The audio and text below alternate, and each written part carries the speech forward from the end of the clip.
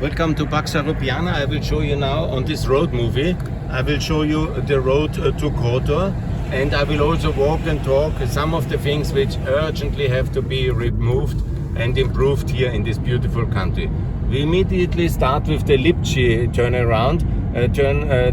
It's actually a very big problem. This villa actually is for sale from a Russian. Here you see the result of the road construction towards the north, and it is still here a major issue. The peninsula, it's here visible, is the kind of construction work result of that road works, and it's still unresolved.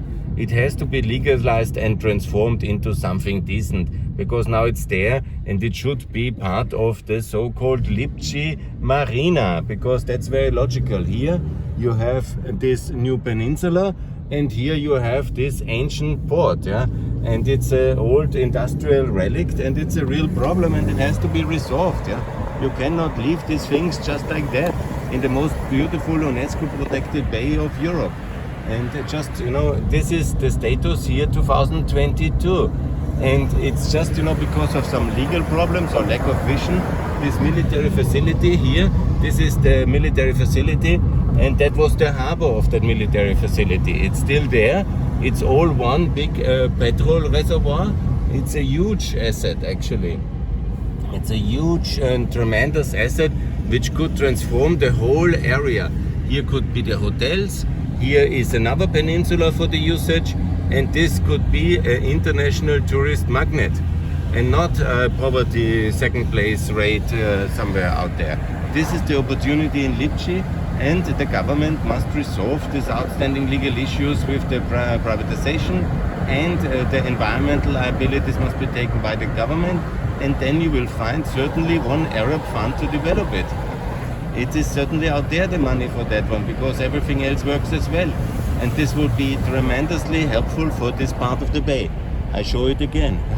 This is a major liability, and it is blocking the whole development of the Kotor Bay, which is so beautiful, and I think it's very sad that this is not tackled. That's the biggest development opportunity left over at the moment here. And there is of course the environmental legacy, and there is of course the legal issues, but this must be resolved by the government. It's not so complicated, it's resolvable. And now we are 15 years and that's still not happening, and I wonder what exact the reasons for that are, and I call to tender that out, to take the government responsibility for it, and then to make it happen and transform this part of the bay in a similar beautiful area like now you have Porto Montenegro. It's all possible. Maybe it will not be Porto Montenegro, but not Porto Novi, but Porto Teuta is my call, and it can be connected very well with the opportunity of Risan. And this Teuta Bay, I propose the name Teuta Bay, not Risan Morin Bay, but the Teuta Bay, because that's the historically significant Illyrian queen which was defeated by the Romans and committed suicide as part of her surrender.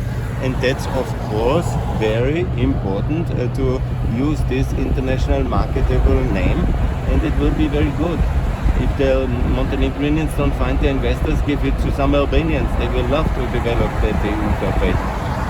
Anyhow, this is now the other thing which is very annoying. It's Risan, and Risan as well has huge opportunities, not only in fishing as here you see, but also you see it's already transforming very well the inner city of Risan with a big resort. The one development land which I showed you on some of the videos, which was there, is now already finished. Yeah, a wonderful resort, and it's really very beautiful. And I call on the authorities to get this done.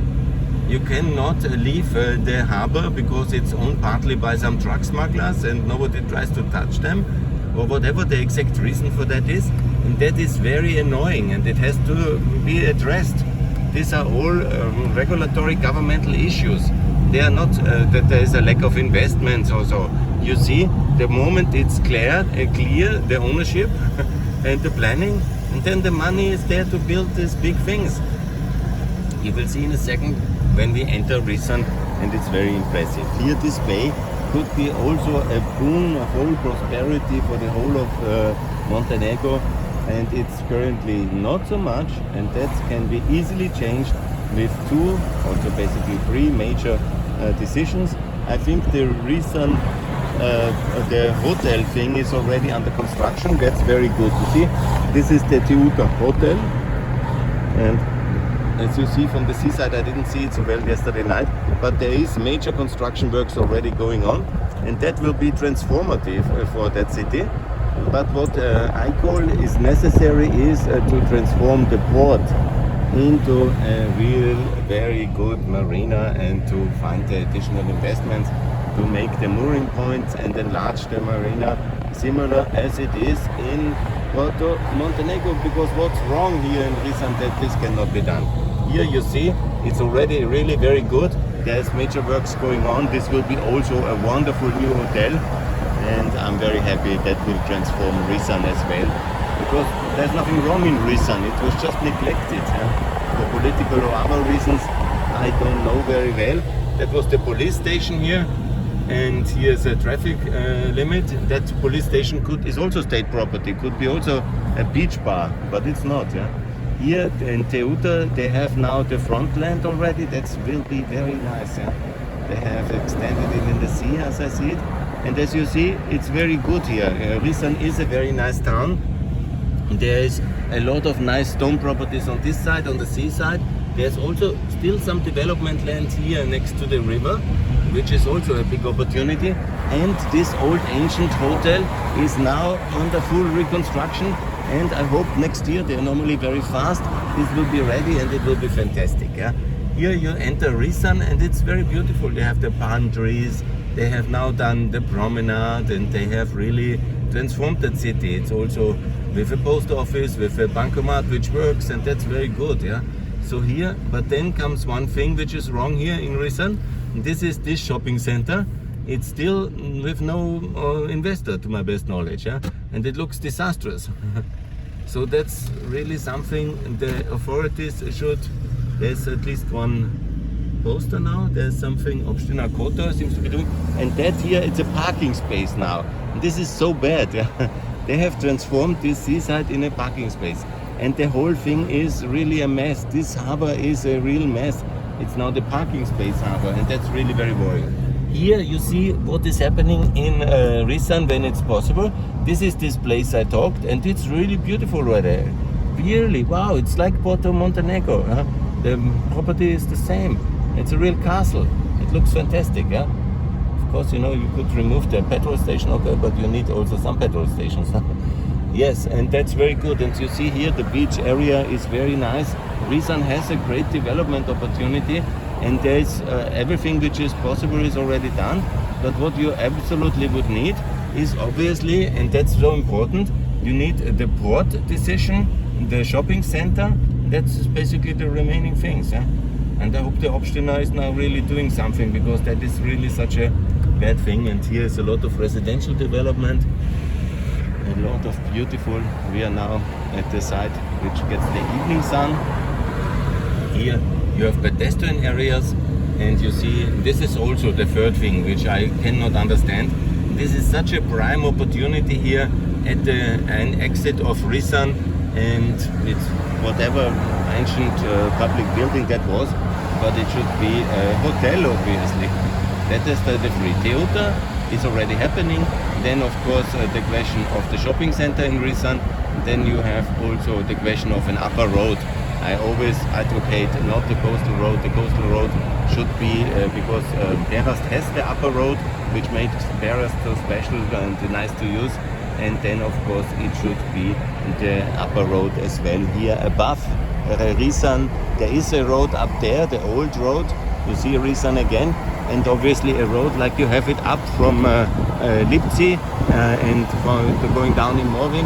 A similar road must be built, a ring road, an upper bypass, that's the correct word, like in Flora, a bypass of Risan. It's absolutely doable to avoid all the heavy traffic in the bay, and that will be good. That's the village I love. That's Morin on the other side, very beautifully. And you see there is now this pedestrian area fully done until Perast. That's of course a major civilizatory achievement as well. So people can walk and people can jog and people can bicycle, and that's really very good.